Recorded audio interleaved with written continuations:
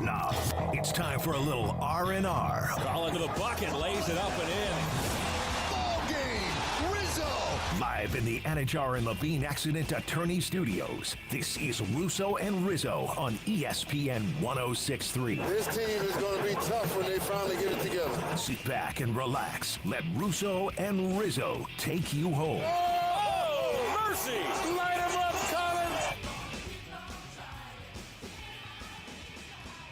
From Amerant Bank Arena, the season's ending soon. The Panthers are not making the postseason, but we're still here having a good time with the New York Rangers coming into town. It is Russo and Rizzo on ESPN 106.3.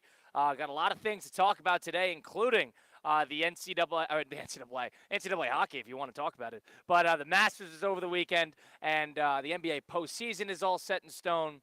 And Rory McIlroy went back-to-back, the fourth ever golfer to go back-to-back at the Masters. Him, Nick Faldo, Jack Nicklaus, and Tiger Woods doing that. And now Rory McIlroy puts himself in pretty exclusive company after a pretty great tournament. A lot of guys played well. It kind of leaves a bad taste in your mouth, the fact that the last 6 holes weren't necessarily great and dramatic. But Saturday into Sunday, into the early part, the first 9 of Sunday was as good as it gets if you're looking for high-level golf. That's what you saw up in Augusta over the weekend. Mike Rizzo joining me now. Mike Rizzo, how are you today? How was your weekend? Good, partner. I won some cash with Rory. I told you I took Rory before the Masters and was rooting for him. I agree with you on the front 9. I agree with you on the front 9 that it was one of the better front 9s I've seen. I was even, my brother and I, like I said, Colin, this is the tournament that we always lock in for. My brother more of a golf head than me, but I watch every single hole of the Masters that I can on the weekend. We both agreed that front 9 on Sunday was one of the best we've ever seen. And granted, I've probably watched 24 to 25 Masters very closely throughout my lifetime. It was as best as it was going to get. Now, I was waiting for Rory to make a mistake on the back. He yanked the driver on 18. You never thought that he was really in any trouble. And I was waiting for one of these guys to make a run. I think it speaks to how tough Augusta is as well. I like tough golf courses. I like when these golfers get challenged.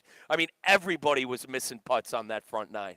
And then you were just waiting for the drama to happen on the back, which never really happened. But I think we got to sit back and appreciate how, Rory McIlroy has done this.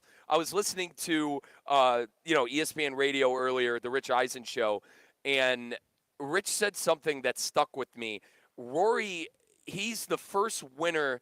Let's put it this way. Every single winner that has won the Masters, he played it the most times before actually winning. Does that make sense? Yeah, he went back a couple times a week. He didn't play the last 2 tournaments because you're a member at Augusta. You can play whenever you want. He took every advantage of that to be ready for this tournament. But the point with the Rich stuff is that he played, like, the amount of rounds that he played leading up to the year that he won, Cal, the amount of years he's done it. Oh, I see. No one's taken that long to win it, if that makes sense, in the winner in the history. Now he's won back-to-back. But you're right. I mean, listen, I had no issue with him playing the course. Why not try to take advantage of it? Why not? There are a lot of people I don't care. Agree. Thoroughly agree. I don't care. And it's a problem that Rory McIlroy takes 2 tournaments off to get ready for the Masters. Everybody gets ready for the Masters leading up to it. And that's all anybody's doing. But some people have the luxury of being able to play at Augusta National beforehand, and some people don't. And if you get to win, you earn yourself that luxury. You get to play forever. There's a reason that Freddie Couples takes advantage of it because he won in '92, and 30 years later he's still playing because he can. Because you earn the right when you win the tournament. That's what Rory did, and he took advantage of it. I mean, more and more guys are going to do that. Taking tournaments off, heading into the weekend, and then all of a sudden playing Augusta, 10, 12 times leading up to it, and being ready to rock and roll come tournament time. I'm not going to sit here and say the reason that he was able to win this was because of that, but, Rory kept a lot of people at bay. He made a lot of big putts, a lot of big shots in that second half, that second 9. At Augusta, you're thinking about 13, about 15. Second shot on 12.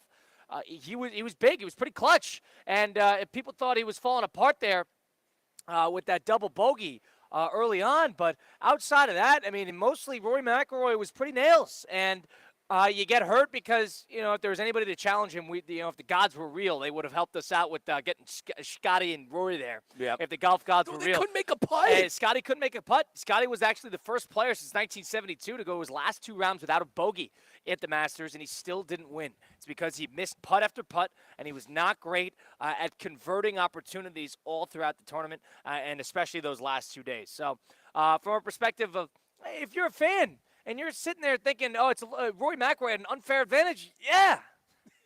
You're hearing that right. You realize that they get exclusive opportunities, and there's exclusivities attached to what you could do at the Masters and at Augusta if you win it. 888-760-3776. Do you think Rory McIlroy was a deserving winner or not? Was it unfair that he had more opportunities to play the course before others? What are you going to say about last year? I mean, last year he didn't have chances, and he still won it. He joins the Golden Bear, Jack Nicklaus, 65 and 66. Nick Faldo and Tiger Woods. Yeah, the only fourth player ever. Only back-to-back. Fourth player ever. Fourth player ever. It hasn't been done in 20 years. And Faldo, who blew up and Faldo won? One of those years, Colin. What was it? Greg Norman? Was it Norman that blew up and Nick Faldo was able to win? Regardless, I mean, I feel like everyone's saying Rory kind of won with an asterisk. I disagree. I completely disagree. I don't care how many times he's played the course. Colin's right. It was his right to do it. And then I guess I'm just really happy he won me some cash, too. Dude, I got him at like plus 1,200. So, $20. Yeah. Big payday with our good friends at Hard Rock Bet. Absolutely. And, I actually didn't think he was going to win there for a little bit after he had that early. We were waiting for someone to step up. Like nobody converted. Like, as a neutral, my buddies who were watching as neutrals are like, someone needs to birdie a putt, and Rory needs to make a mistake. On this on the back nine, and after that great front nine, it's like this back nine is going to be absolute theater. It's going to be absolutely nails. It's going to be the bees, and you just kind of saw Rory not necessarily make a lot of mistakes. Yeah, he had that double bogey on 4 with the missed putts, and then all of a sudden he became human a little bit, and then everybody else was earning themselves back into it. That's when Justin Rose, took the lead in that first 9. And then once he took a lead, Cam Young was there. He had a bogey in the first 9. And then all of a sudden, it's anybody's game. Scotty Scheffler is waiting in the wings. Then you had Tyrrell Hatton, who was ahead of everybody else, who had a couple crucial putts to put himself in good position at 10 under. Russell Henley was missing opportunity left and right, but also played a pretty rock-solid 2 days of golf to be able to put himself in a position there. Cam Young was the one who was probably the big failure of the day, going 1 over. And you just need to play, pretty good. You need to shoot a 68, 69. You didn't necessarily need to save the world. But you had a number going in. 13 or 14 under won you the tournament. And as it turns out, Rory being on 18 had a 13 under. I know he finished at 12 under, but 13 under, that would have won you the tournament. So that's all you need to know. And I think you nailed it. The theme of that tournament was Rory, he played well, he took it, and he kind of ran away with it. But there were opportunities for the field to really apply pressure, and they couldn't do it. Yeah, they couldn't make putts towards the end of it, and I think the pressure got to him. Poor Justin Rose, man. I mean, what? The second straight year where that guy can't. He's got a little Aaron Judge and Josh Allen. Dude, my buddy sent me a picture, and obviously it's Gronk on X. Justin Rose with the chance to finally win a green jacket, and it's just Josh Allen hovering over a ball in his football suit. You tell me he had a 2-stroke lead entering the second 9, and then he fell apart there with 3 bogeys in his last 5 holes. I mean, geez. Yeah, it's rough. And for somebody who's such an elite putter and knows that course better than anybody, you got to feel for him. But, dude, you got to convert eventually. Yeah. You got to convert it. You had that tournament, by the nails. And 2 years, last 2 years. More than that. I mean, five different times in his career. He's been more runner-up than anybody. But, I mean, yes, this tournament to me, I wasn't necessarily too happy that Rory won. I was looking to see some new blood in there. I was Team Cam Young heading into it. I would have liked to see some new blood win it, whether it be the Justin Rose or the Cameron Young or something like that. I would have been pleased with that. Whereas Rory, you walk away from that thinking, not like what last year was, where Rory just, didn't play well and all of a sudden was, bailed out left and right. But it was more along the lines of like, somebody please apply pressure. Somebody please apply pressure. Now, 1 to 10, how was the Masters Sunday? It's amazing. It was amazing. Once you entered into the second 9 and Justin Rose started to fall apart a bit, and Cam Young his approach shots were not very good at all, put himself in tough spots. Right then and there, and once Rory was able to, birdie 12 and 13 back-to-back, you got the sense that it was sort of over. Scotty Scheffler hit it, missing that putt short or just left it on 17. I think was the backbreaker, the whole thing, because that was the one. Wouldn't that have been poetic? You're telling me somebody who birdied 16 with a chance to come within one stroke of Rory McIlroy, who's finishing ahead of Rory, had a chance on 17, who nobody had birdied it all day. And he goes on 17, he has a good look at birdie, and he misses it just by a half an inch to the left. Yeah. And then all of a sudden you go on to 18. And Scotty and Rory, the only two players to shoot at 65. Kyle, I meant to text you over the weekend. Terrell Hatton had a 65 too, so those three. I meant to text you over the weekend. Did you see Scotty blow up the reporter about asking about the 65? I didn't like that. It was. Did you feel like you left any on the course? That's basically along the lines of what he asked. And the issue I had with Scotty, and usually Scotty's very good with the media, but the issue I had with Scheffler, before that, he was talking about how he felt like he left a couple of strokes out there. And they asked about it. They're like, which ones do you feel like you left on the table? And he goes, what a stupid question. What? Scotty, give him time. He just had a great round. I was at Inter Miami, and it's a very normal and fair question. I was laughing. I can't lie. I was laughing. I'm like, God, someone must have. That reporter must have, made him angry about something. It's a fair question. It was very much so. It's fair play. It's a fair play question. That's why I wanted to ask you about it, because I thought that was out of left field, especially with the kind of guy Scotty is. I've never seen Scotty kind of be like that with the media, so that was odd. That was very. I guess maybe he was mad he didn't shoot a 63. I mean, I don't know. But you mentioned his inability to make birdie putts at the end of the tournament. Ultimately, that's what costed him. But like you said, to Hatton as well. But three guys shooting 65. I thought the tournament had a little bit of everything. I did. The only thing it didn't have was the drama on the back nine. Yeah, the last 6 holes needed something. It had the last 6 holes needed something. It had every. You're 1,000% right. Like Rory. Was it a par 3? It was either his approach shot or a par 3. He barely made it over the water. He just snuck 15. Just snuck it onto the green, and it rolled Might pretty. Have been 16. I think it was 16. But regardless, like that for me, I'm like, all right, that was probably the moment where we needed Rory to make a mistake, because I think you needed him to screw up. That's what you're rooting for. And I don't like when you're watching around thinking you were rooting for this guy to screw up. Right, and that's one of those things where it's like, you're just rooting for the drama, for there to be drama. But that's kind of what you want when you're watching a Masters Sunday. I don't think enough credit's going Rory's way. I got to be honest. I think too much focus is on him and how many times he played the course and the scrutiny there. I mean, everybody, all my buddies. What, he didn't win a major until last year, 10-year 2013. period. Yeah, didn't have a 10-year period where he didn't win a major. Now he's won 2. My friends, they're and he won the player. And he won the players last year. Brother, I'm in Discord on Sunday. I got Gomer and Blake going, oh, this choker Rory, he's gonna try. I said, guys, guy won a Masters last year. Rizzy stinks. Who's good? If he stinks, then who's good? I just feel like Rory's an easy person to hate. And I think you see that now with all this. One thing I never loved about Rory is if he has a bad round, you can't find him. Rory, where are you? You can't find him. The media. So that's the one thing I don't love about how Rory handles himself. But I agree. Played an impressive round. I mean, if you're going to shoot 13, I mean, if you want to call it 12 under, if you're going to shoot 13 under at the Masters and have the largest lead in the history of the Masters, the reason Saturday was the highlight of the Masters, because that was when Rory, kind of let everybody back into it after having a 6-stroke lead, which was tied for the largest lead in the history of the tournament at that point. And Rory was able to kind of let everybody claw back. The field had a great round. That, to me, was the highlight of the tournament, was Saturday. Yep. And then the first 9 of Sunday added to that. But if I'm going to think of that final 6, the guys who were really in the mix there, and I understand the Shane Lowrys of the world completely exploded in that final round. But, the Cam Young, Justin Rose, Scotty Scheffler, Rory McIlroy, Terrell Hatton, Russell Henleys of the world, if I could have, ranked them like 1 through 7 of guys I would like to see win that, Rory would probably come in at around 5 or 4. I would have liked to see above anybody. Back-to-back? I would have loved to see Rose. We had 3 guys go back-to-back. That's my push. I would have loved to see Rose. That was the one I was rooting for. It was Justin Rose to finally get that monkey off his back, because he's 45 years old. There's not many chances you can be able to do it. So Justin Rose would have been awesome to see.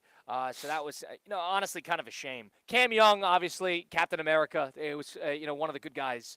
And Scotty Scheffler, I like watching Scotty. I think Scotty challenging anybody would have been great, and he's great on a Sunday. I blame the putter. Blame the putter with Scotty. I agree. That's He left a lot on the simple. table. And a lot of people were upset, and I agree with this, because, there were moments in time during the CBS broadcast, especially on that 10, 11, 12, and 13, Amen Corner, where Hao Tong Lee, who's playing with Scotty, was maybe put together the worst 3 holes in the history of golf, where he shot a quintuple bogey and a double bogey back to back. He had a 10 on a 12, I want to say, and he shot 80 in that final. Well, round, he was terrible. Yeah. But that two holes where he was completely an utter nightmare. Let's It put was this 13, together. so Kyle, 12 and 13. 12 and 13. He went 6 and 10. Hao Tong Lee, there's an excellent photo of Hao Tong Lee in the bushes. If Mike and I were playing out there, we'd be shooting over there. Correct. An excellent photo of him just sitting over there off to the side, and he was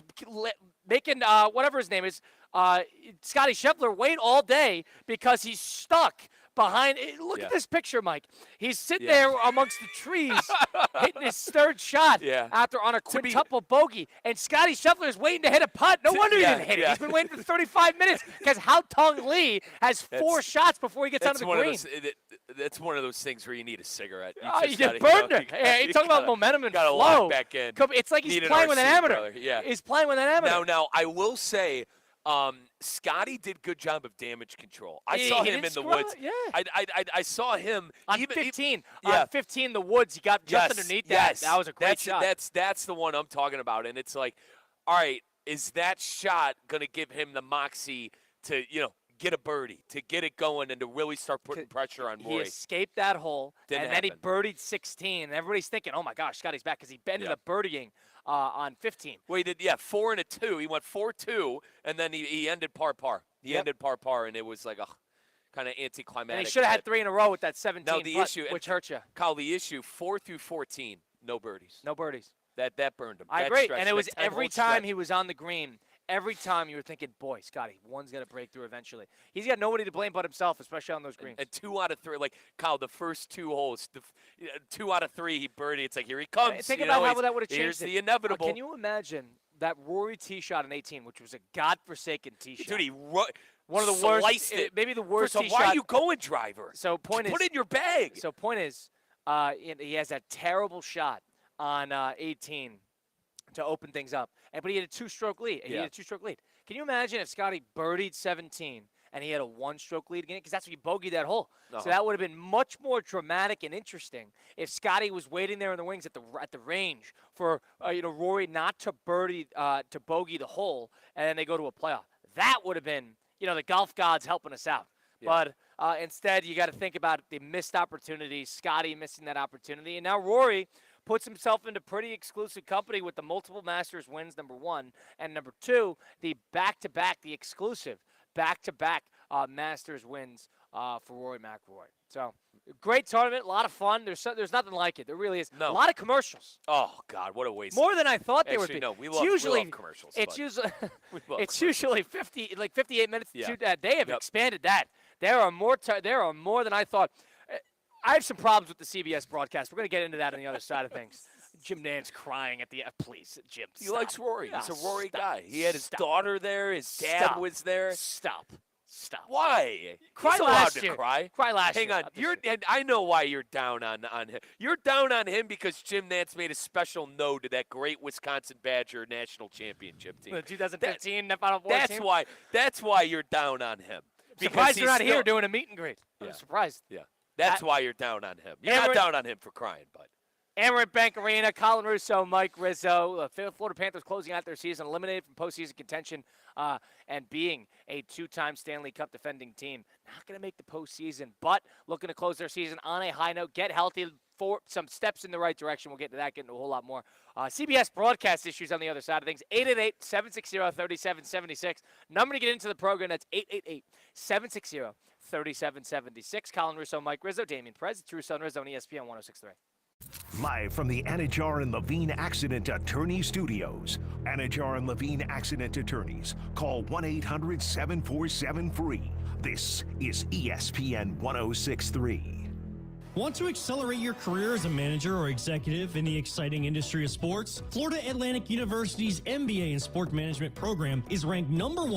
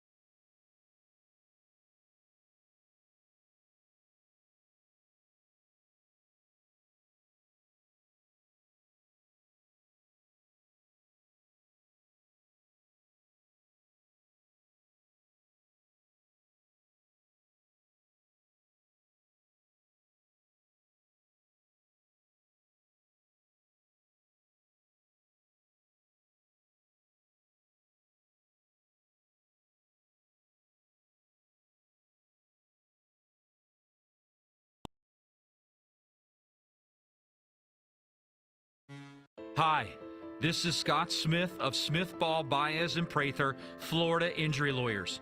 I have said it many times before, and I will continue to say it for many years to come. There is never a good time for a car accident to occur, and most certainly never ever a good time to suffer injuries in any type of an accident. The accident and its overall aftermath will usually cause pain, difficulty, and stress. Florida law allows accident victims to recover compensation for such losses, injuries, and damages. But such recovery is often not obtained easily and can require a lengthy fight with an insurance company. If you've been injured in an accident, call us now. Don't delay. The initial consultation is completely free of charge. The sooner you call us, the sooner we can put our experienced legal team to work for you. Don't hesitate or pause for another minute. Our experience, knowledge, and resources could be working for you just minutes after the call. If you've been injured, the lawyers at Smith Ball, Baez, and Prather will help. Call us at 500-HELP, 500-HELP. With Smith Ball, Baez, and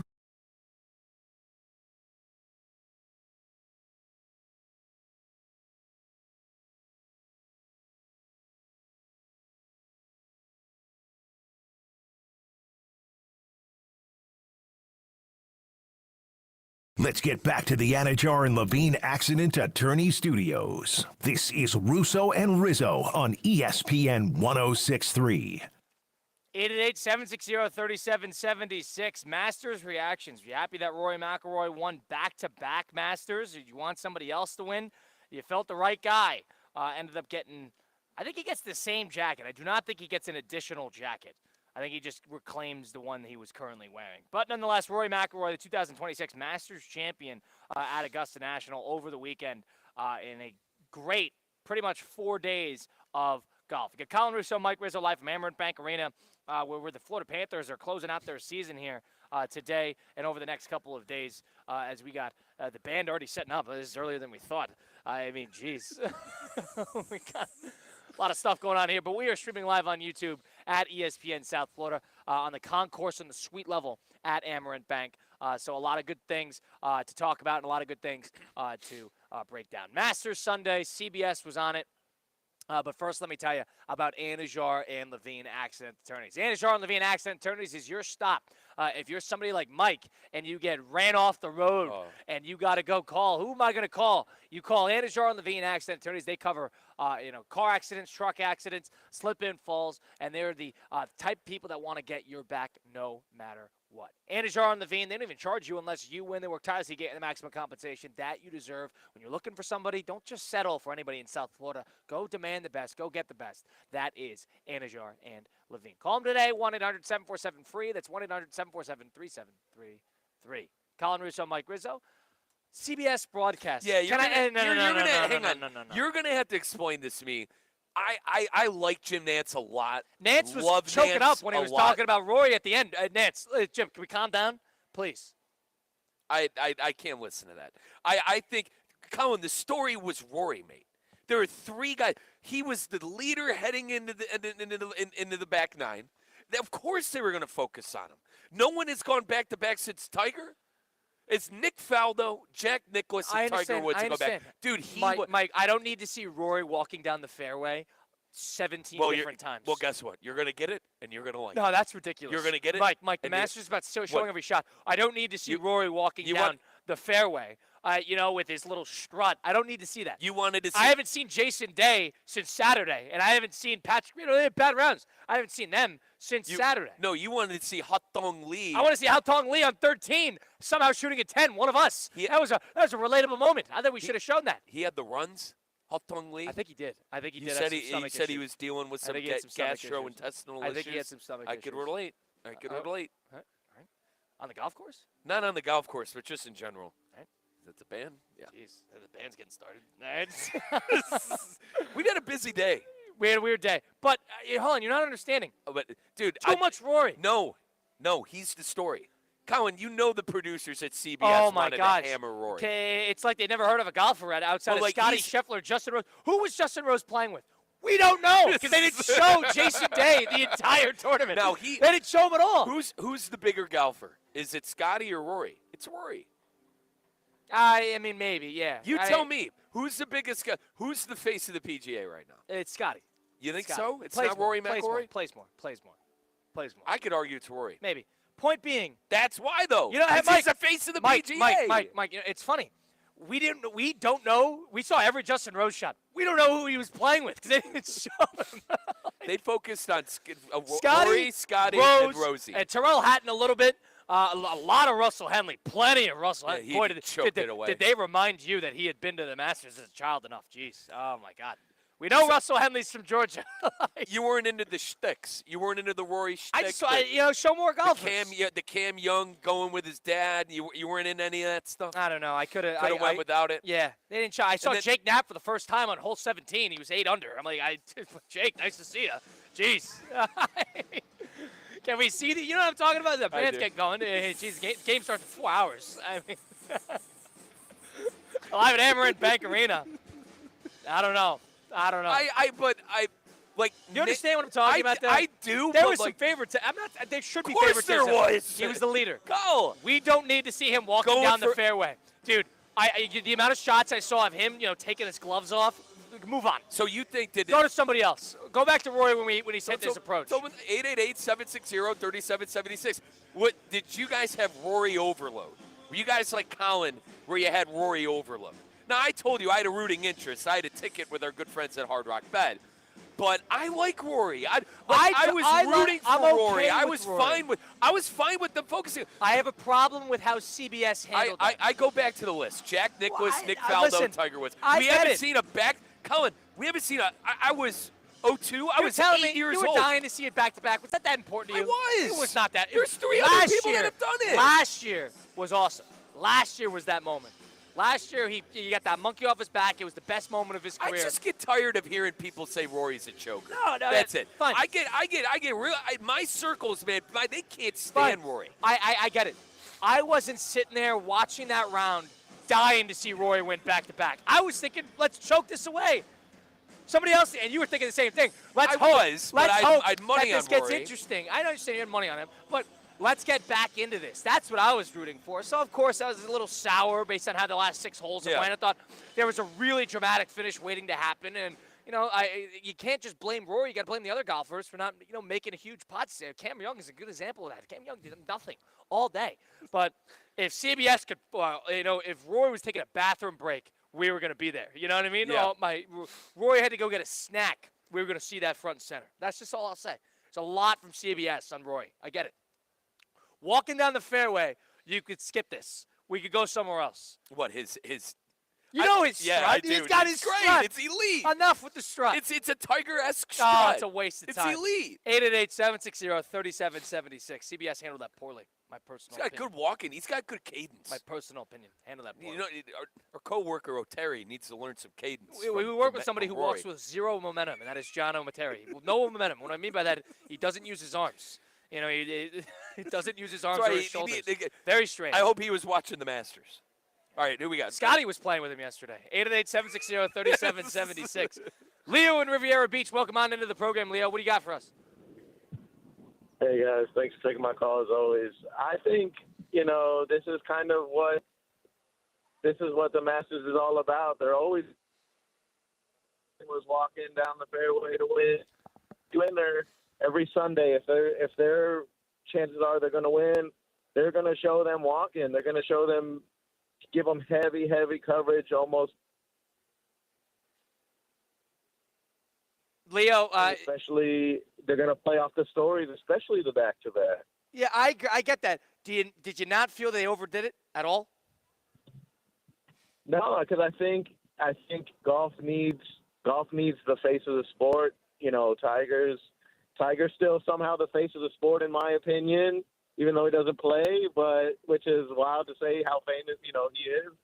But I think that golf is trying to cling on to somebody that could be the face of the sport, whether you like him or you don't like him. Whether I do agree with you that he does shy away from when he does have a bad round. And then he's ready looking for people to hug when he has a great round. Oh yeah, he's waiting for the camera. Give me the mic. But I do think CBS did the right thing by showing the history and trying to make Rory and prop him up as the face of the sport. Appreciate the call, Leo. Thank you so much for chiming in. No, yeah, you don't mind. 888-760-3776. Go ahead. Face of golf. Listen, I got it. Face of golf. You're allowed to be the face of golf. And I don't need to see you, using the restroom.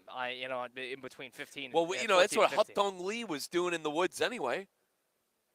You wanted to see that. Haotong Lee is a great personality. I'm not saying he's not, but you really needed to see that brother go through all that misery. I did want to see. I did want to see his 13th. I wanted to see more of that. You showed me what the where graph? he. Back and forth. He was taller than me. So imagine being Scotty. Imagine being Scotty and being on the green and waiting for him to just figure it out. Oh, God, what a nightmare. You're right. No wonder he couldn't get a putt. He was waiting all day for Haotong Lee to hit pace. the... No pace. No pace. No pace. Pace of play was down with our good buddy Haotong Lee. Oh my God! 888-760-3776. I didn't completely overdid it. Completely overdid it. I hear you. Move it up.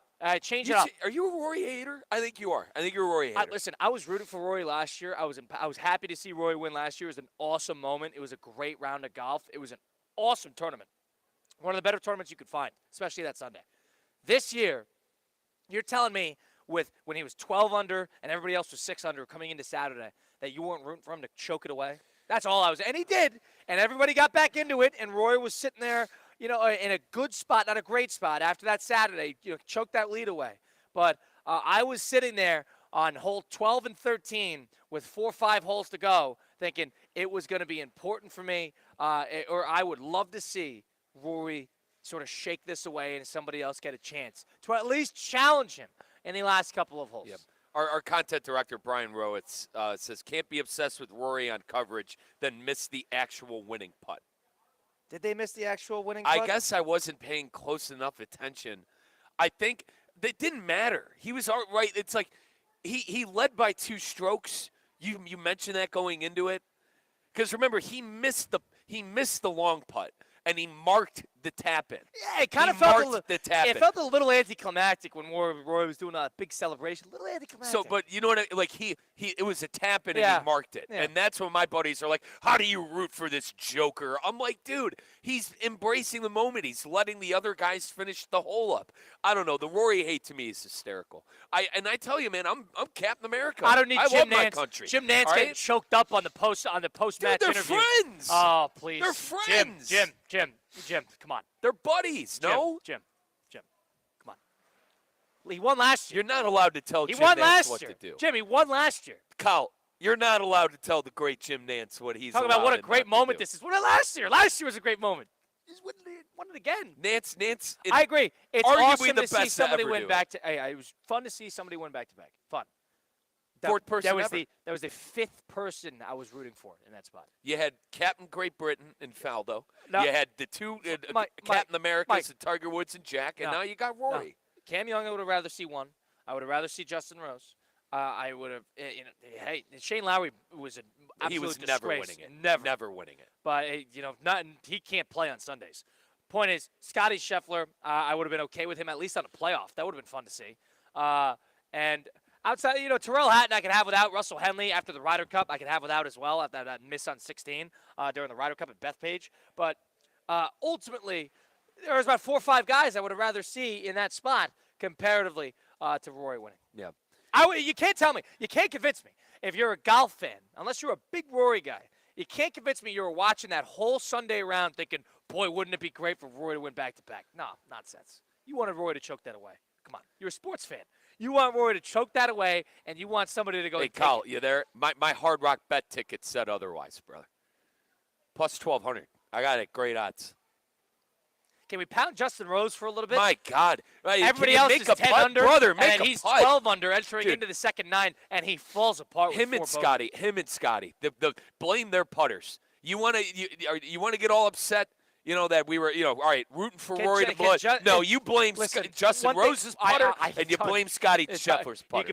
You could blame 17 for Scotty. Yeah, I can't blame Scotty on not getting a birdie on the 10, 11, 12 with Hao Tong Lee shooting a quintuple bogey.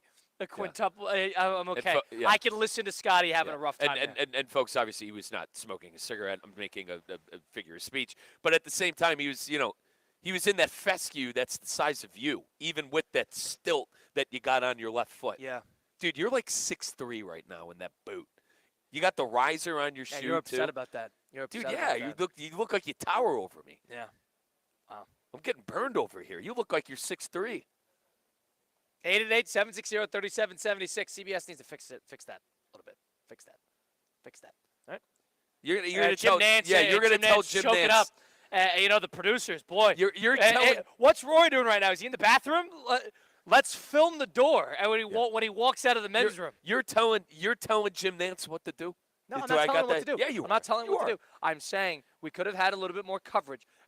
The funny part is, if 9 people watched that Masters, if we asked 10 people watched that Masters yesterday, 9 people couldn't tell you who Justin Rose played with because you didn't see that he was playing with Jason Day because we didn't know because we didn't watch any of his shots.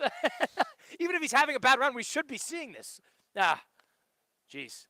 888-760-3776. Is that Ernie? Hi, Ernie. Welcome in. How are you today from West Palm Beach?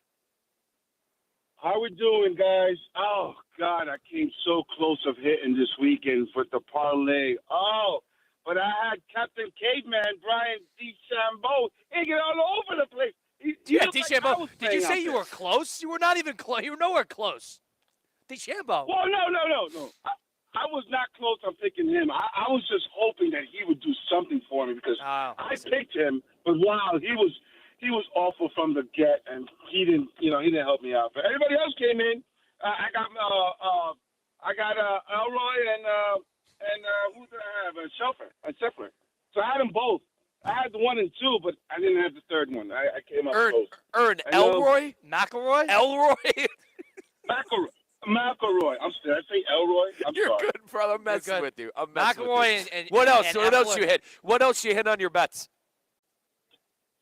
I hit the last games of last night NBA. I hit. Which ones? Who else did I hit? I'll tell you what. There are some godforsaken NBA games over the weekend with them sitting players. Did you watch the Nets game where they lost by 35? Listen, that was the gimmies. Those were the gimmies. Those were the Raptors gimmies. beating the Nets and covering. That was a gimme. I agree with that. Mike and I got burned on our over. That was a gimme. Yeah.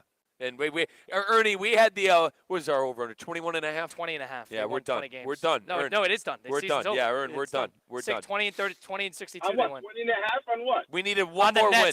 We had the Nets over wins 20.5. They went 20 and 62. They couldn't win one game in 3. They burned us. They got blown out by 50 points to the Pacers. Wow. Lost by 35 to the Pacers.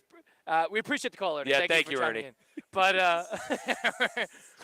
We need really quickly here before we go to break. The Nets. Let's get this out of the way. That's a bad beat, dude. That's a bad beat, bro. You're telling us that their last 8 games of the season, I'll tell you the teams they're playing. This is a disgrace because we just needed one. And they played the Bucks. They played the Pacers. And I understand the Raptors needed the game last night because Toronto winning it actually kept them out of the play-in. So they needed that. But for the Nets, they won 20-62. The last games of the season, they lost to the Pacers by 30 points. They lost to the Bucks by 20 points. And they lost to the Raptors by 35 points. Their last 3 games. And that was, mind you, coming off of 2 straight wins. They're going for the Debanza. That's what they want. Kyle, 2-2. I won Boston and Detroit. You know I ended up losing Atlanta? Atlanta had an unbelievable season. They hit their over. No, they had a great year. They traded Trae Young, and they won. They had I know. a 14-game winning streak. I thought when they traded Young, I was money. I went 2-2. I lost the Nets and I lost the Hawks. I went all Eastern Conference this year. I went 1-4. Well, the Mavericks burned you. That's the one that was a godforsaken pick. I understand that, but I mean, from a perspective, I mean that was one of the worst picks in the history of picks. Rough. Kyrie never played. I also took the St. Louis Blues to get 90 points, and they, not even close to hitting that. They need about 15 more games to play. So St. Louis Blues burned me.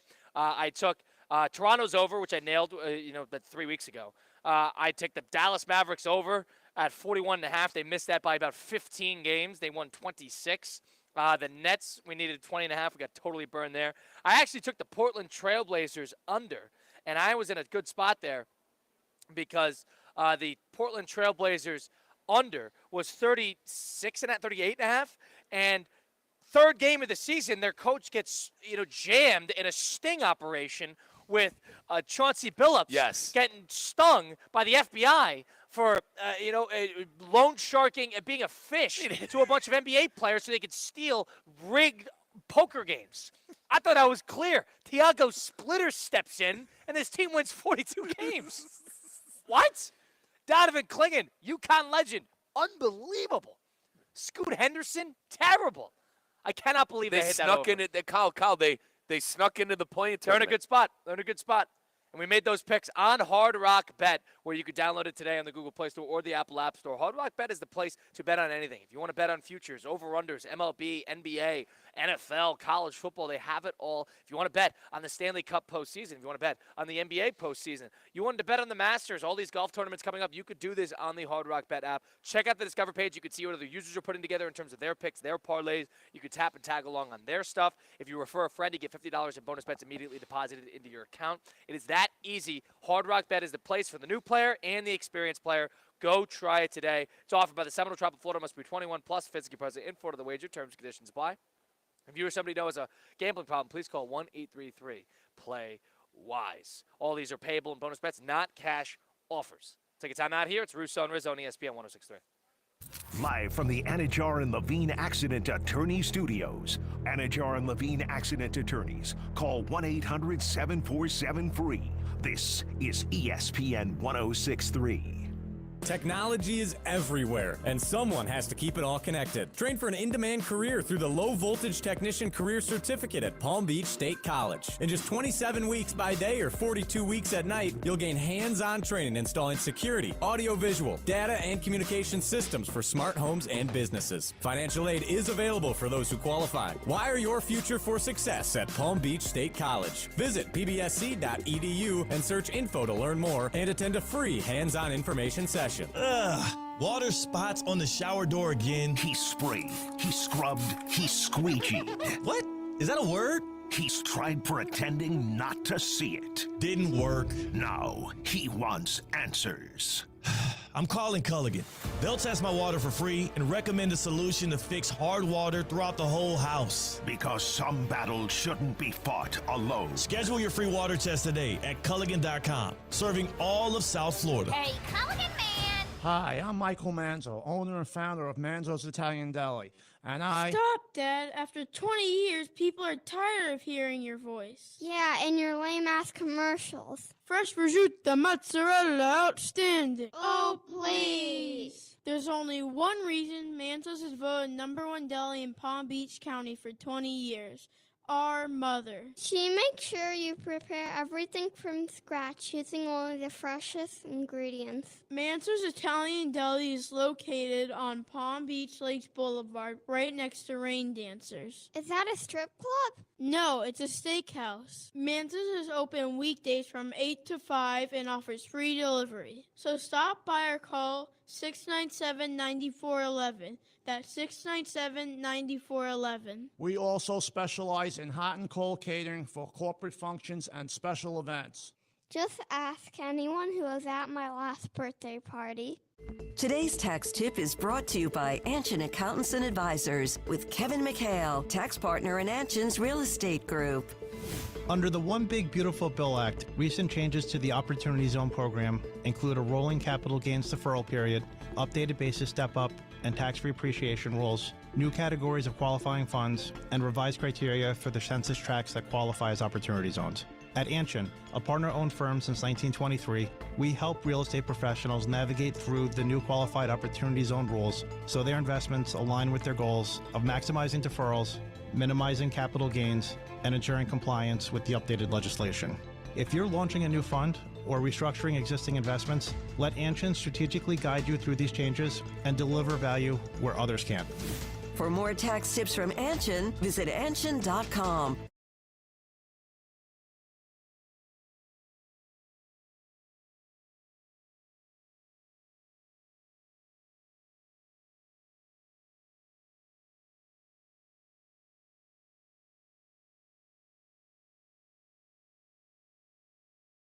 Let's get back to the Anajar and Levine Accident Attorney Studios. This is Russo and Rizzo on ESPN 106.3. Colin Russo and Mike Rizzo live from Amarant Bank Arena. It is Russo and Rizzo on ESPN 106.3. Having a good time here. Panthers' season's going to be over here. We were talking with a lot of the workers here. Yep. Where a lot of them are, reminiscing about this last 3 seasons and talking about the amount of success that they've had as a franchise. And, weirdly enough, you get the idea that the Panthers are very comfortable and okay with the fact that they're not making the postseason because of the amount of success that they have had.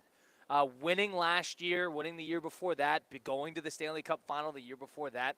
I think it just goes to show that when you have an embarrassment of riches, sometimes you could swallow a pill like this because everybody realizes that the Panthers are going to be back in the fold next year. They're going to be healthier. They still got everybody signed. They're going to get a young player in the draft, yada, yada, yada. You get the feel that, they were okay with it. Yeah, injury. Think of the injuries. Hey, think about the workers before the like, season, during the season. They had our Panthers had to battle through injury, and to be, 38-38-4 at this moment in time after all the adversity that they had to deal with. I think you'll take it. And you want to know what else helps? You went back to back, brother. You got 2 Stanley.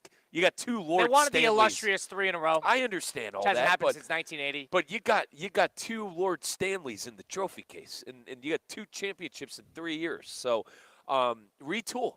You talk about it all the time. Retool. Come back next year stronger than ever. Have that good young player able to fit with a lot of good pieces already, and go from there. A lot of these guys are under contract. Still got a couple of years to go with the core.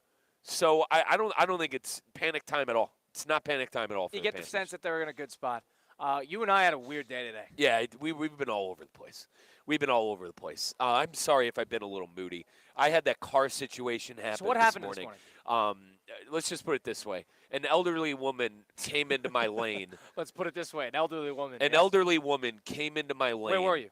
It was right before Okeechobee. No, it was right before the highway.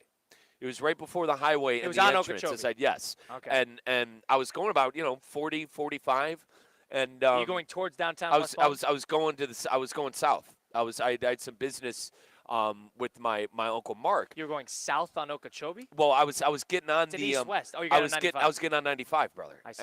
And I got a coffee, and I was going to go see my uncle before the workday started, and this woman veered on over. And this is on the ramp getting This is like near the ramp. It was right before the ramp. That's why I said it could have been worse than it was because I avoided all that.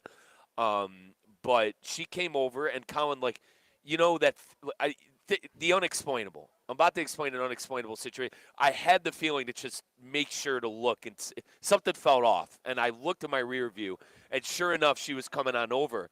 And I'm like, she's going to stop, right? And she didn't stop. And you're in the rightermost lane. And I'm in the rightermost lane. So I slow down my speed, and I'm like, it's either get hit or go to, and I decided to go to the right. And my right tire of my car got absolutely bombarded. Now, good news is. On a curb? Yeah, the hood of the car was fine, but the tire was messed up. And I told you I had a flat, and I had to change my tire before, but I didn't have a spare this time. So she was nice enough. She was very apologetic. And, I got my guys at my No Names Please mechanic, and they got me in, and she actually paid for everything. So my car is ready for pickup. It's ready to go. So but I'm just trying to figure this out. You were not in her rear view behind her. She was in your rear view behind you. Correct. And you were in front of her. She was almost she was like speeding up to get over. And like I said, I don't know how, brother. I don't know how you don't see me. You know what I mean? She's in front of you. I mean, you're in front of her. I'm in front of her, and I don't know how she doesn't see me. And my guess is, Colin, and what she kept telling me was she was looking behind her to make sure no one was behind her. And she was going like. It's like a reverse blind eye. So she was. It's a reverse blind She was going. She was turning the wheel right with her head turned behind her. And I veered away. Interesting. And, defensive driving. So if I'm like, if the cars are level, yeah. Where is the front of her car? Is it like, does it hit your rear view door? It was. Let's put it this way. Would it have hit your rear door? It would have hit in the middle between my rear view door and the driver's side door. Wow. So center car. She's the center part of the car. Yeah, and I quickly. You probably would have spun out. But it's a mirror, Colin. I have clipping you like a cop. It's clipping you like a cop. I have a guardian angel because I don't know how my car didn't flip. I'm being completely honest. Did you spin out?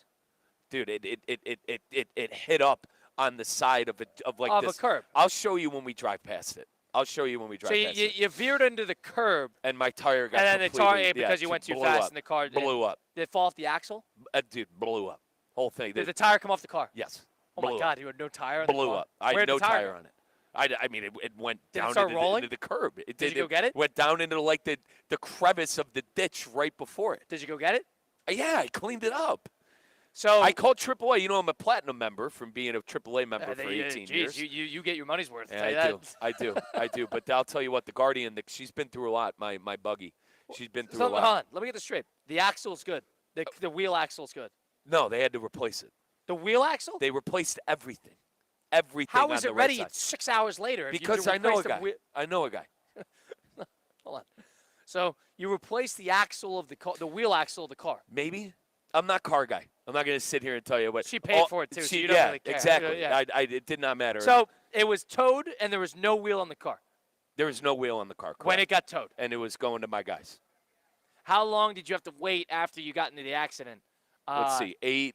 I texted. It happened around 8:15? When did I text Brian? 8:15. So I had an obligation at about 11 o'clock, and I had to text Brian our boss, Brian Rowitz, content director. I couldn't make it. 8:12. I probably got to my place. What time did the mechanic get there? You texted him at 8:12. Well, no. Well, first off, the call to AAA was like around the same time, 8:08. I probably got to the mechanic shop at 9. Probably took an hour for the whole ordeal. So it took AAA 20, 30 minutes to get there? Yeah, it was fine. And they took you – AAA doesn't take you to their spot. They take you to your spot? Yeah. I told them where I wanted the vehicle to go. And my car is going to be waiting for me at home. And, all right, so she pulled over with you. Yeah. And like I said, very apologetic, crying, hysterically crying. Like, I was the one calming her down. She was shocked? Shocked. Wow. Felt awful. Where she lived, you know? I'd rather not say. I don't know, not specifics, but like, on the island. She lives on the island. She lives on the island. Yeah. You know what? There's a person to crash into you. I think you got the right person. You got the right person. Let's just say, like I said, that way. A lot of things could have been. I'll take one of your Bentleys. I am relieved. I am just relieved. Well, a lot of people in South Florida don't have car insurance. So yeah. You're lucky that, number one, that wasn't a hit and run. And two, you're lucky that it was somebody that could afford it. Right. And I'm just relieved that it wasn't as worse as it was. And then, we did anything smoke? No, but it smelled like a burnt tire. My tire exploded. So the tires were shot. You had to get new tires. I had to get a new right tire. That's it. Front right. They could just replace that singular tire. They replaced it, and I'm sure something else was janked, brother. Like they told me they were realigning something, and Yeah, I was gonna say the axle's yeah, probably screwed. They put the and then they is it put like the one of those rear moments- tires on the front. You Is know, it one and of those moments where like you hit the curb and the tire pops off the axle and starts flying? No, it didn't fly into traffic. It flew to the right off the road. Remember, I went right, and it went. Are you above 95 at this point? No, I'm still behind it. You're still behind it. Yeah, I'm still behind. I'm right by the ramp. I caused a little traffic this morning, so I'm. But you were on the sorry to rightermost everyone. lane. Were you off Yeah. the road? Yeah, and then I was able to get it off. You were able to drive the car without a tire? No, I was able to get, like I said, I was able to get the car off relatively quickly. It only it took about an hour to get the car out of there, and that's why I give the AAA a lot of credit. And it was one of those things where they had to it was one of those trucks. They couldn't just wheel it. It wasn't one of those things where it was hanging in the back. Well, my back tires were still there, so all they had to do, okay, my back tires were riding. They did with not the get one of AAA those. truck. They didn't get one of those totaled, car tow trucks. No, that my get car both wasn't of them. totaled. But I rode with Granny to the. She drove you? Yeah, she drove me. She had nothing. Just say she had a lot of time today. Wow, lovely lady. Lovely lady. Yeah, it's a tough spot. Like I said, She made a mistake. Big Lovely, deal. lovely You can't hold it lady. against Reminded me of my grandmother. She made a mistake. Reminded me of my grandmother, and like I said, she could not stop. I had to tell her to stop apologizing. You know what I mean? So it's one of those things. Did you scream at first? No, I got out of the car ready to have some words, and once I saw the situation, I said in Our Father and calmed down, and I realized that it was an old, Granny. I realized That's a tough spot. That's a brutal way to start your week. Miserable. And we're busy. That's a brutal way to start your I was Monday. worried that I wasn't going to have a car. I was worried I wasn't going to have a car all week. Yeah. We got a lot of stuff going on this week at the station, too. So my boys hooked it up, and that's why I appreciate my guys. They listen to us. I appreciate my guys at the No Names Please spot. That was Doug Plagans, who just walked by, said hello to us, the radio play-by-play man himself of the Florida Panthers. So he's closing out his season as well. But Mike Rizzo, Colin Russo, wow, tough day. Yeah, but we're all right. Like I said, my car is ready. Granny took care of it. It's going to be right. I'm surprised it's ready in a day. Right in my apartment. So that's good stuff. I'm surprised it's ready in a day. And then after that, you and I got sent on a goose chase today. Wow. That's an understatement. A goose chase. That's an understatement. We went to high school number 1. We went to American Heritage Delray to do an invite for the top 63. That place is built like Warner Brothers. And we had issues at. We had issues at the front with an older gate. gentleman trying to scan our IDs so we could get a guest pass. One thing I've learned. I think it was his first day on the job. He had no idea what was going on. One thing I've learned: there is no such thing as in and out at a school. So yeah, there's no so he such had trouble, thing as that. and then we get through, and then we're looking for anybody. We don't know where to go. It's built like a Hollywood studio. It's not like a traditional high school where you walk in, there's the auditorium. It's no.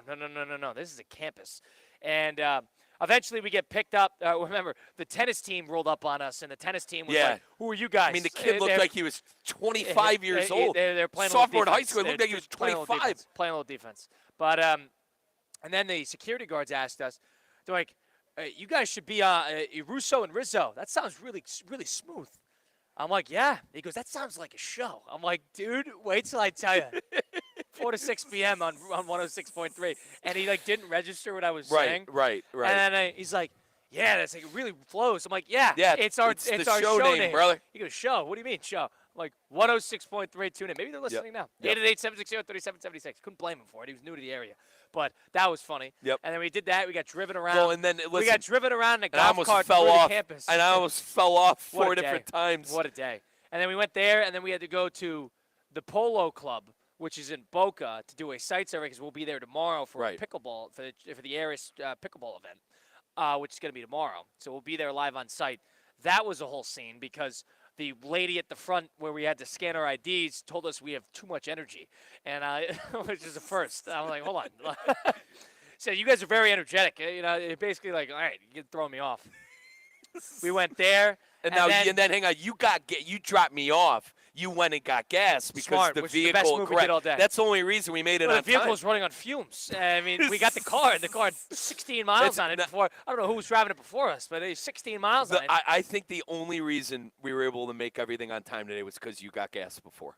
Yeah, we pulled into the Florida Panthers excuse around me, 3:10. Yeah. 3:10, and there was, I believe, like a rugby team, a bunch of guys from the UK or the United, somewhere in there, and they were here with like a rugby team or something like that. They're in the building tonight at Amaranth Bank. Well, and you got to realize too, folks, Colin's booted. You know what I mean? I got the boot. He's booted. I don't know what this is called. It's a leveler. It's a stilt. You're on if a you're stilt. watching on the ESPN South Florida YouTube stream, it's attached to my shoes, and it's to make me taller. Because when you walk without a boot, you didn't believe me. When I you didn't. walk without a boot and you're misaligned, it screws up your whole body, and you get hurt and this and that and the other. Boy, oh boy, did I feel that. Well, yeah, well, Friday. One day, well, my Kyle, hamstrings you were were shot. done. My Yeah. hamstring, I had to take it off. It was with the boot. You were limping like Neville, the long bottom at the end of Harry Potter. That's an interesting shout. You were limping, not totally wrong. You were limping like him when Lord Voldemort. It's not over. Yeah, It's exactly. not, Great moment. It's not over. Great moment. And he's like, "What's your name?" And they all start laughing at him. Yeah. Neville Longbottom. Then he start whips laughing. out the sword of Gryffindor. Legendary moment. Yeah, we've had a day. Happy to be here. Built a song. Huh? Built a song. I really want to play We our can't song. play the song yet. We'll play our song tomorrow. Mike and I made a song. Yeah. Mike made a song. We made a song, too. We can't play it today. We literally made a song. Made a song. It's good. It's good. It's really good. It's better than good. Wow. We'll do a little 5 and 5 on the other side of things. It's Mike Rizzo, Colin Russo and Rizzo on ESPN 106.3.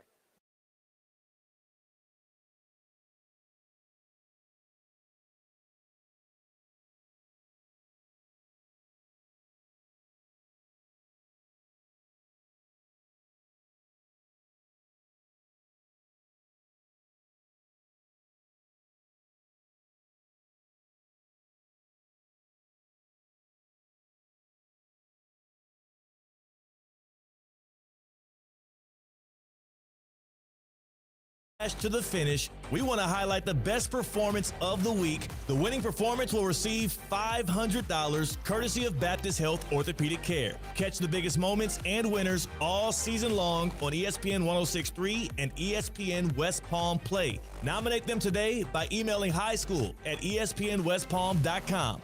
Baptist Health Orthopedic Care. Welcome to being treated like a pro. Does your business leave a lasting impression? Attractive, eye-catching signs help you stand out from the crowd and create a strong brand identity. Our team at Signorama West Palm are experts in helping your business get noticed and get effective signage in front of your potential customers. Our team can turn your blank windows or plain vehicles into money-making branding machines by drawing customers' attention to your business. So if you're looking to leave that lasting impression, call us 561-687-7993 or visit signoramawpb.com. ESPN 106.3 is your home for live sports, presented by Hard Rock Bet, the home of Inter Miami, the Florida Panthers, and the Miami Heat, with all of the biggest live events in sports. If it's happening in sports, it's happening right here on ESPN 106.3, South Florida's home for sports, presented by Hard Rock Bet. Offered by the Seminole Tribe of Florida, must be 21 plus, physically present in Florida to wager. Terms and conditions apply. If you or somebody you know has a gambling problem, please call 1-833-PLAY-WISE. Get ready to tee it up for a great cause at Play4JA. Join us Friday, May 1st at the beautiful Palm Beach Par 3 Golf Course for a day of golf, good vibes, and giving back. Enjoy 18 holes, breakfast and lunch, and a Lux Chance drawing, all while supporting junior achievement of the Palm Beaches and Treasure Coast. Plus, this event gives local students a behind-the-scenes look at what it takes to run a major tournament. Grab your spot or become a sponsor today at juniораchievement.com. The Unlimited Auto Wash Clubs with 6 locations, perfect for an occasional wash, or enjoy unlimited inside and out washes starting at just $49.95 a month. UnlimitedAutoWashClub.com. Call 561-WASH-ME-TOO. At Roger Dean Chevrolet Stadium this season, every Palm Beach Cardinals Saturday home game, they become the Palm Beach Frozen Iguanas. For 12 Saturday games, we're breaking the ice with the special Frozen Iguanas Ice Cold 12-pack ticket package for just $99, which includes a ticket to all Frozen Iguanas games, a guaranteed Bobbletail giveaway, merchandise discount, commemorative green baseball, and more. RogerDeanChevroletStadium.com. Join the cold front today. Hungry? Time for a power play at Duffy Sports Grill. We're talking juicy burgers, crispy chicken tenders, stacked sandwiches, and wings tossed just the way you like them, all part of the power play lineup. Big flavor, real portions, choose your entree, side, and drink starting at just $13.99. So whether you're watching the game or just playing MVP at lunch, Make your move with the power play at Duffy's. Duffy Sports Grill. Our game is always on. It's time to step into kindergarten with the School District of Palm Beach County. Parents, we're ready to educate, affirm, and inspire your child in a nurturing learning environment. Register now at palmbeachschools.org/kindergarten. Find out when to attend your school's kindergarten kickoff, where your family can meet teachers, tour the school, and receive a free kindergarten readiness kit. The School District of Palm Beach County is your best choice. Ready to take on any terrain? The all-new 2026 Defender 110 P300S is here. Built for those who crave adventure without compromising on luxury. Lease the powerful 2026 Defender 110 P300S for just $899 per month for 36 months. Whether you're tackling the toughest roads or cruising the city, the Defender is ready for it all. Don't wait. Visit Land Rover Palm Beach today and experience the Defender like never before. Terms and conditions apply. See dealer for details. Since 2006, EDS Air Conditioning has kept Palm Beach County comfortable through every summer, every storm, and every season in between. EDS Air Conditioning is a trained comfort specialist. It's hard to stop a train. From dial thermostats to today's smart home systems, EDS delivers reliable comfort you can count on. With over 800 Google reviews and a 4.8 star rating, they've earned your trust. 20 years of keeping Palm Beach cool. Visit EDSisyes.com today. Now, it's time for a little R&R. Colin to the bucket, lays it up and in. Ball game, Rizzo! Live in the Anajar and Levine Accident Attorney Studios, this is Russo and Rizzo on ESPN 106.3. This team is going to be tough when they finally get it together. Sit back and relax. Let Russo and Rizzo take you home. Oh, mercy! Light him up, Colin!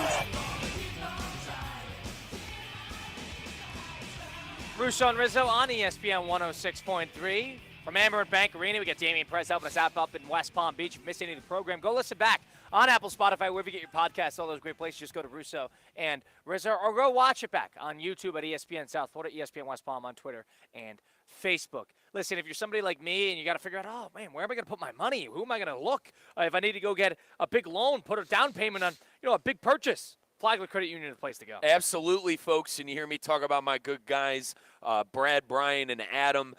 Dort Financial owns Flagler Credit Union. And Dort Financial just got voted one of the top regional credit unions around. So congratulations to the award winners once again, Flagler Credit Union and Dort Financial. And folks, if you need to take out some money, so let's get something out of the way. I have a personal checking account and a savings account with Flagler. I needed a bank when I came down here to South Florida. I went with the local name, Flagler Credit Union. But folks, if you need to take out some cash, you hear me talk all the time. If you got the kids in college, if your rent went up, whatever it may be, if you need to take out some cash, think of Flagler Credit Union, because since they're a non-for-profit cooperative, they'll be able to help you out better than other no-names please places. They have 4 convenient locations across West Palm Beach: Boca Raton, Lake Clark Shores, North Palm Beach, and West Palm Beach. Folks, I go to the one right in West Palm Beach because I live in Palm Beach Lakes, but all down the Palm Beaches, you could find a convenient location. Flagler Credit Union is the official credit union of Florida Atlantic Athletics, and you could open up an account today like I did with my personal and savings account at flaglercu.org. That's flaglercu.org. Get on there for more information or stop by one of those 4 locations. That's Flagler Credit Union, the award-winning Flagler Credit Union. Damian Perez, our producer today. Dame, how you doing today? What's going on? Good afternoon. Doing great. How are you guys? Now, I've had better days. Yeah, I just feel like today has just been an absolute rat race for me. More so what happened in the morning with the car. But Damian, partner, both of us are on the Inter Miami Radio Network. Are we ever going to get a win at new stadium, partner? I like the attack. I like the buildup, but a couple of those goals were shocking for our Inter Miami Herons that they let up. Specifically, the first one when Falcone went and double-teamed Julian Hall for no reason. Oh, man, it's been 2 games, and both games there's so much energy, so much hope, so much anticipation leading up to those games, and unfortunately, we get 2 ties that feel like losses.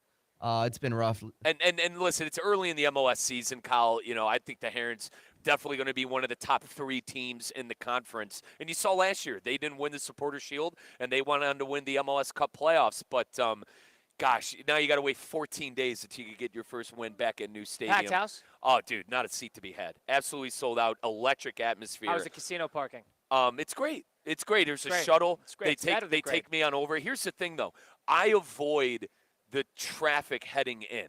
That I'm over at the casino. How long did it take you to get there coming in? Going to Miami? Yes. That took a while. The first time it took me an hour 40. This past Saturday it took me 2 hours. Yeah, probably somewhere between there. Yeah, but I told consistently you, get. going home, once I get, it takes me about 10 minutes to maneuver, because it's late. It's 11 o'clock. Once I maneuver past Lone Depot and get on the 95, dude, once I pass the cityscape, you know what I mean? When you're on 95, you see the cityscape, and you either go to the left to the turnpike or right to 95. Dude, right when I get on 95, it takes me an hour. And I literally go exit 71 to exit 3 on 95. There was quicker options, 10 minutes, 15 minutes. I'm like, dude, I'm just going to stay on 95. I left with plenty of time. But you know how you got to do? You got to do it with our good friends at Tri-Rail. Tri-Rail, you could take, if you're a fan if listening. You're going to the game. Yeah, if you're a fan listening, honest to God, it's right there. It's a good shout. Tri-Rail is perfect because you could get on any of those locations and those stations, and you get off at the airport, and it's a 10-minute walk. So you don't have to do with any of the traffic. You literally just get on the train, go to Miami, and then they wait an hour after the games to take you home. Confirmed for a couple of sources. So, but listen, the new stadiums are great. I'm with Damien. I think the win is going to be coming. There's going to be a lot of great moments. They've played well outside of a couple of defensive lapses. And, folks, I urge you, number one, download the ESPN South Florida app. That's the number one stop and shop for our sports. And then get locked in on our YouTube page, ESPN West Palm FC. You can listen to all of the live stream games on ESPN West Palm FC. We're also dropping content daily. I post all my Pink Smoke content there. So if you're a soccer fan of Inter Miami, ESPN West Palm FC, make sure you subscribe and download the South Florida app. Damien Perez, let's bounce around. Sulu to 5 by Flagler Credit Union. 5 topics. High five. 5 o'clock. It's 5 o'clock somewhere. Let's get out of here. Endless takes. You can't handle the truth. All gas, no brakes. And it's shaking big time. It's time for the 5 at 5. Hold on to your butts. Presented by Flagler Credit Union, proud supporter of FAU Athletics. Number 1. Well, friend of show John Summerall, after the Gators' spring game this weekend, said, and I quote, "This is a sleeping giant. I'm telling you right now, it ain't a matter of if we're going to win here. It's how fast we're going to win. It's coming. The winning thing, it's coming." What are the realistic expectations for the Gators in 2026? All right, speaking of that, let's actually do this properly. Let's look at the schedule. Yeah, and while you do that, Colin, we had John Summerall on the show. You could go on our YouTube page at ESPN South Florida and find that interview. But he said a lot of the same stuff with us. He basically said in a nutshell, listen, guys, I win. Where I go, I win, and I don't like waiting to win. All right, you ready for this? I'm ready. All right, so their out-of-conference bye games are against FAU, which is going to be at home, Campbell, it's also going to be at home. It's 2 wins. And then, of course, their other out-of-conference game is protected in FSU. All right, so two wins there. I personally think they win. It's at FSU. It's at FSU. I still think they win that game. All right, fine. 3-0. 3. Now, I don't have the timing, so I'm just going to give you all this. At Auburn. Home versus Ole Miss. I'm going to call Auburn a win. Home versus Let's Ole Miss. call They're Ole winning Miss at, a they're winning loss. at Jordan Hare. Dude, they're not winning at Jordan At Auburn? At Auburn? I think they win. Jordan Hare is a haunted stadium. But at the same time, Auburn just got rid of. They have a new head coach. It's going to take. They got Golesh. So does that. I mean, Summerall and Golesh are tomato. I mean, they coach in the same conference. I get it. I have more faith, I guess, in Summerall than Golick. Point is, Golish, sorry. Auburn, Miss, All right. Ole Miss at home. That's a loss. Ole Miss. I'll call Ole They're Miss a losing loss. at home to Ole Miss, but they're going to beat Auburn on the road. All right, fine. Well, how about this? Split the difference. They'll lose one Fine, of those fine. games. All right. 4-1. At Missouri. That's a tough. That's game. a winnable road game, though. It's a comparatively. We'll call it a win. 5-1. South Carolina at home. 6-1. At Texas, loss. 6-2. They're not winning that. Georgia, and that will be in the largest cocktail party. 6-3. Right. I'll take Kirby in that game. Oklahoma at home. 6-4. Right. At Kentucky, new coach. 7-4. Vanderbilt at home. 8-4. Right. No Pavia. 8-4. 8-4. They could easily win one of those games too. Against Oklahoma's a winnable game. That's at home? Yes. Yeah, it's a winnable game. So 9. I think 9. Listen, 8 or 9 wins. 8 or 9 wins for the Gators this year. There are 5 road games of Auburn, Missouri, Texas, Kentucky, and FSU. You go 3-2, you're happy. Yeah. You go 3-2 there, you're happy. Yep. And I know. Yeah, 3-2 there, you're ecstatic. If you go 2-3 there, it's probably baseline. Anything worse than that. Granted, I'm Big Ten Mike. The SEC is tremendously overrated. I think we've learned that over the last 3 years. It's hard to win on the road there. It's hard to win on the road. No, I agree with you on that. It is. But I think a lot of those teams are tremendously overrated. Who knows? Bro, maybe Summerall could be that next big powerhouse in the SEC. I'm not saying it's going to happen, but it's possible. I mean, 8 wins should be baseline. And listen, we had him on the Year show. 1. Did he not ooze aura? No, he was a he oozed football aura guy. with us. He was man. a football guy. Like, I don't think this is Napier. That number should be 8-8. I don't think this is Billy Napier, Will Muschamp, and the Ghosts of the last They can't 10 win. years. 7-5 doesn't cut it. Not with this schedule. No. You got no Alabama No. on the schedule. 8. I mean, I know you played Georgia, protect a game against Georgia. You played Texas, but from my perspective, the way I view it is you gotta win a number of these games. Yeah. Ole Miss. Think about the new coaches that you're playing this year. Ole Miss, Pete Golding, technically a new coach. Auburn, technically a new coach. Outside of that, Kentucky, new coach. Norvell probably going to be fired by the time you play against him. So with what money? I mean, Okay, I'm trolling. You got 4 or 5, potentially 4 or 5 new coaches there. Yeah, So, I think 8 or 9. I would say probably 8, just to be fair. It's the first year. I understand he says it's not going to take a while. I love what he said with us. I'm going to be fair to Summerall, and I'm going to say 8 wins. Dude, I'm ready for college football. God, am I ready for college football. Damian Perez, our Florida guy. What's the baseline of wins for you to be pleased with the 2026 season? I think you guys broke it down pretty well. 8-4, sneak in a win here and there. I can 8-4 with a big road win, I think, is a good like season. a Texas. Yeah, Beat a Texas. Texas, something like winning FSU, winning Auburn, something like that. Remember, Texas boys, they're known phonies the last couple of years outside of, They're going to have a big year, but yes. Outside, Quinn Ewers' year where they lost to the Buckeyes, I give Sark a lot of credit. They're going to have a big year. That'd be You my think guess. so? Yeah, I do. You like them this year? You like Texas? I mean, I don't know enough about them. I haven't watched them yet, but yeah, I do like them. Let's think really quickly before Damien finishes. Damien, finish your point while I go through this Texas schedule. No, I was just saying 8-4. If we sneak in one of those wins that you were just mentioning, 9-3 season, I would say that's baseline for a quote unquote successful season. I personally, I want to see progression from last year. I don't think this is something that'll get done overnight. Being the Gators, they do have a lot of pressure to get it right quickly. But I would say somewhere around 8-4, 9-3 would be a successful season. Yeah, and Texas, here's the thing about Texas. Looking at their schedule just before we move on, they were terrible on the road last year. Terrible on the road. They couldn't win on the road, or they had tight losses. Remember the Mississippi State game, they completely escaped. Point being, their road games this year, Tennessee, Missouri, LSU, and A&M. That is not easy. Those are tough places to play. Tennessee, Missouri, LSU, A&M. A&M. Now, they only have 4 road games. Name the first two. Tennessee. Tennessee. Fair play. It's a tough. Neyland's a tough stadium. Number 2. At Missouri, that's fine. Yeah, LSU's tough game. Agreed with Kiffin. So is A&M. What's Lane? The question is, what is Lane going to look like next year? You got to imagine they'll be tougher. Okay, and then the last one, A&M. Okay, yeah. And A&M's probably the last. Yeah, thing of the year. A&M. Remember, we got on A&M a little bit, but it turned out Miami was pretty good. You know what I mean? A&M will be motivated in that game too, because how Texas played last year. Yeah, and don't forget, I know the both of you are probably already considering a victory for Texas, which is going to make the win that much better. They have to host Ohio State, so it's another tough game. And their other home games are Oklahoma, Florida, Ole Miss, Mississippi State, Arkansas. It's not easy.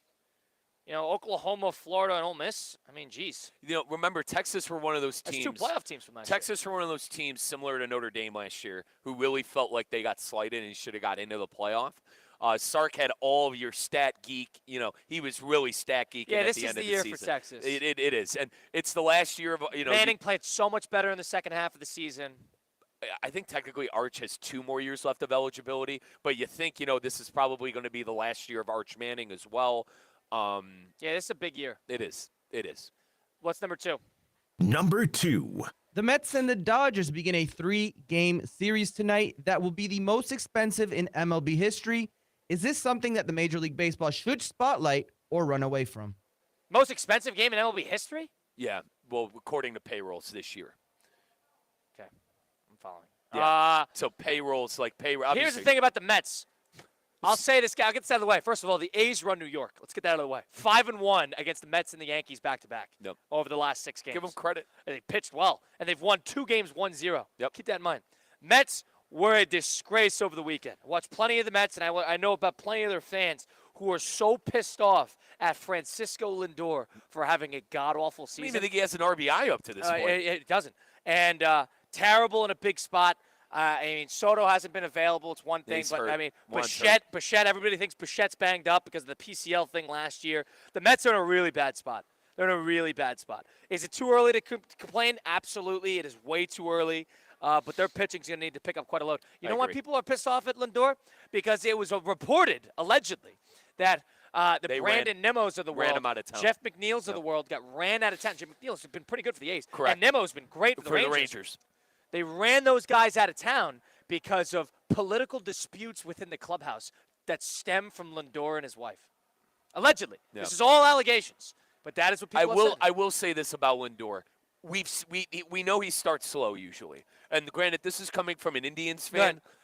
Dating back to when he was with Cleveland. But, I mean, does that team not strike you as a team that has clubhouse issues? Well, the issue is last year was a disaster. The Marlins, give the Marlins credit. They've played well up until this point. They're 8-8 on the year and second in their division. But at the same time, the Mets lost the season to a Marlin team that won, 70 games? 78 games. All they had to do was win a series in Miami, and they couldn't do that. With a very high payroll, a healthy Juan Soto blasting 40 homers and 100 RBIs. Now you get rid of all those guys that were consistent. You had Bo Bichette, who's been a nightmare. Juan Soto's hurt. Lindor doesn't have an RBI. You're relying on Francisco Alvarez and Mark Vientos and Jorge Polanco, who's the second baseman playing first base. You're right. It is a disaster right now. Baseball's a long year. Get healthy, get Soto back, and you hope Lindor can figure things out. The Met fans were so pissed off over the weekend with the A's beating them. 1-0 is the worst score in baseball. It's the worst score in baseball. Well, you just left a lot of runners on where it didn't hit at all. It was they couldn't hit. Terrible. And if it's true, if those allegations are true, and that's all just what is being reported, I'm just saying that. And it was because of political disputes within the clubhouse as part of the reason. And Lindor's captain of the team. They were going to get those guys out of town at the expense of what Lindor wants. It's a broken system. Let me add one more thing to it too. Pete Alonso, arguably one of the worst players statistically in baseball this year. Just ask my fantasy team.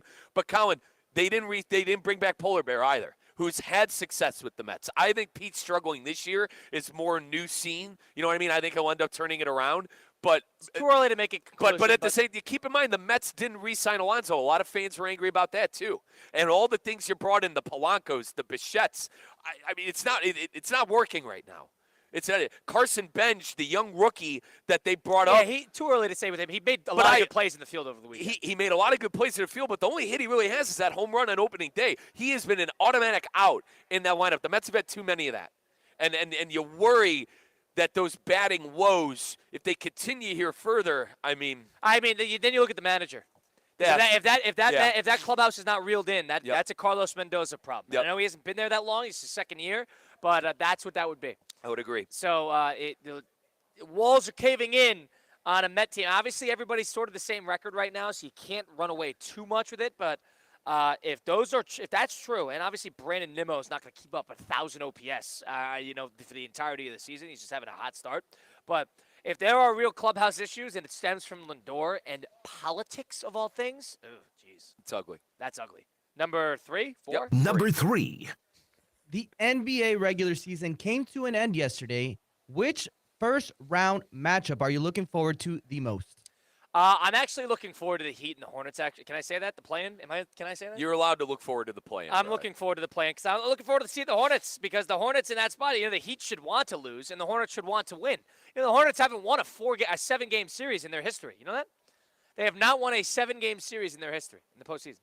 So they should want to be in the mix. And they want to fight for that 8 because weirdly enough, you didn't want Boston. So Charlotte's actually in a good spot here. But in terms of the first round, the Knicks in Atlanta, I'm all good on. Cleveland and Toronto has NBA TV written all over it. LA and Houston's going to be awesome, and so is Denver and Minnesota. Those two series are going to be outstanding. I was going to say LA and Houston, but we're waiting to find out the availability of Luka Doncic. Yeah, which would be fun because you know what I actually think is possible? I think LeBron and the misfit toys of the Laker bench can actually beat Houston. Can I keep it a buck? Go ahead. I obviously my bias is there at the Cavaliers. I hope my hometown team can win a trophy this year. This is a bad first round, bro. Outside of Lakers and Rockets. Denver, Minnesota's going to be great. Denver, Minnesota's going to be excellent. Superb. You remember 2 years ago they did excellent seven-game series? Yeah. Game 6 with Ant Edwards there. Denver and Minnesota's always is going to be a dogfight. Gobert versus fair enough. With Jokic. The problem is those games are going to start at 10:30. That's the thing you don't like. That's the thing you don't like. I was really looking forward to a healthy Laker team this year. Yeah, I actually think the Lakers could totally win some do it. playoff series. They could totally do it with LeBron and the and then the fake tough guy Ime Udoka, he hates LeBron. Yeah. That's got drama written all over it. I just wish Luka was healthy and available. And then, the Spurs, Colin. The first round is going to be the first round with the top 2 seeds are going to be the Spurs are waiting the Suns and Blazers. Like the Spurs might sit Wembanyama and win those Here's series. what I'll also say. Like I was looking forward words. Sorry, Kyle. I was looking forward to seeing Wembanyama in the playoffs, right? I was looking forward to seeing him in the playoffs, and now him and Doncic, I don't know. I think the injuries, and listen, I promise this isn't me bashing the NBA like I usually do. I promise. It's more me being upset that stars aren't available. Like, we're at the time of the season where watching the NBA is finally fun, and I'm getting into it, and, Luka, probably unavailable, and I'm guessing Wemby's going to be unavailable in the first round, too. I don't know the full availability yet. I haven't I haven't taken a dive. I took a dive for Luka. We're waiting. We're waiting for Wemby. We're playing the waiting game. I haven't really, checked the beat writers and see what they say. But another series I'll say, maybe I'm not just saying it, if the Hornets are going to be the 8th seed, the Hornets can go 6 to 7. Now, you tell me, is that bias? No. Colin's a Hornet fan, by the way. Hornets are one of the best teams in the NBA in the second half in terms of, they got nothing to lose. They got none of the pressure in the world. They got a great starting lineup, and the Detroit's a little banged up. Now that I think about it, you're probably right on T-Wolves Nugs. That's going to be great. You're probably right. I love watching the T-Wolves in the postseason. T-Wolves Thunder in the postseason was great last year, that great Game 3. Hang on. Prime? Is it on Prime? Prime Video? Am I seeing this right? I haven't checked the actual. Have they released the times yet? It says, yeah. They have released the times. I didn't realize they released. So the first 3 games are on Prime Video. Let's check. check. And then the Lakers. Yeah, I'm a big fan of it. Yeah, it's all on Prime. I'm a big fan of NBA Saturday. It's the first Saturday of the postseason. I get into that. I'm fired up that the Nuggets and T-Wolves is 3:30. I get into that. I'm going to a concert that night. I'm going to what time's it in Miami? 4:30. I'll miss the whole game. Yeah, you'll miss that game. But it's okay. You'll be going south, and I'll be coming north. Make sure you wave to me on 95. Wow. So I'll get into that. That's good. Because, the Rockets-Lakers game 1, if it's the island of misfit toys and LeBron, we're not missing that much. But Hawks-Knicks was a great series a couple years ago, but there's no villain. Trae Young was the villain in that series a couple years ago. So I think the Knicks could make easy work. Brunson will single it. He and it's perfect because that Sunday with all the 1s and 2s, maybe a couple of them are actually interesting. No. Saturday's the day. Yeah. Because the Celtics Suns, are going to Trailblazers versus Spurs. I mean, come on. The Celtics are going to dog walk the Sixers or the Magic. Detroit could get challenged. I'm telling you, if it's the Heat, I don't think can do it. But if it's the Hornets, the Heat, do you want to know? Sweat. Do you want to know what game they need to remove from ABC and put on NBA TV?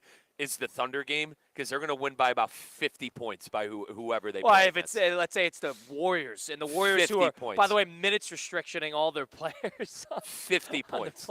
50 points. They're playing these guys at a minutes restriction. Gilgeous-Alexander might have 30 free throws, and that Jalen Williams might have 35 points himself.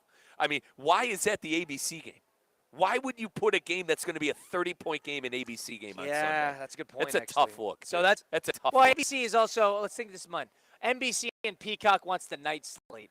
And ABC, I mean, great, NBC is the primetime slot there, which is why they put the Spurs on one. Fair enough. Wembanyama's a big draw. When I think of Sunday, the midday NBA game, that's the playoff game. That's the one. 3 and 6 o'clock are the biggest games of the day. I agree with that. So, and that's the Thunder game, and that's the Pistons game. Interesting. Yeah, I'm curious how they handle that. I guess the play in this week The Western Conference, the Western top teams are too good, whereas I actually think the Eastern, outside of Boston, I think that Detroit is beatable. So there's 4 teams that can win the East, and it's the top 4. Right. No one else has it. I actually think that I want to see the Hornets get their first ever 7-game series win. That's all I want to see. Nice. Where are we? Number 4, 5? Number 4. Well, another Masters and a second green jacket in a row for Rory McIlroy. In this post-Tiger Woods era, is Rory the face of golf nowadays? No. Rory is the face of the PGA. Post-Tiger? No, he's not. Who then? Scheffler? Yes. Scheffler, excuse me. Scheffler. Yes, it is. I don't know, man. The Masters carry a lot of weight, and I know he's won. Yeah, he's won 2 of them. I know he's won. Back-to-back? What's more impressive, back-to-back or what Scotty did? I think what Scotty has done throughout his career is more impressive than what Rory has done. Is it because he's American? No. It's not because he's American.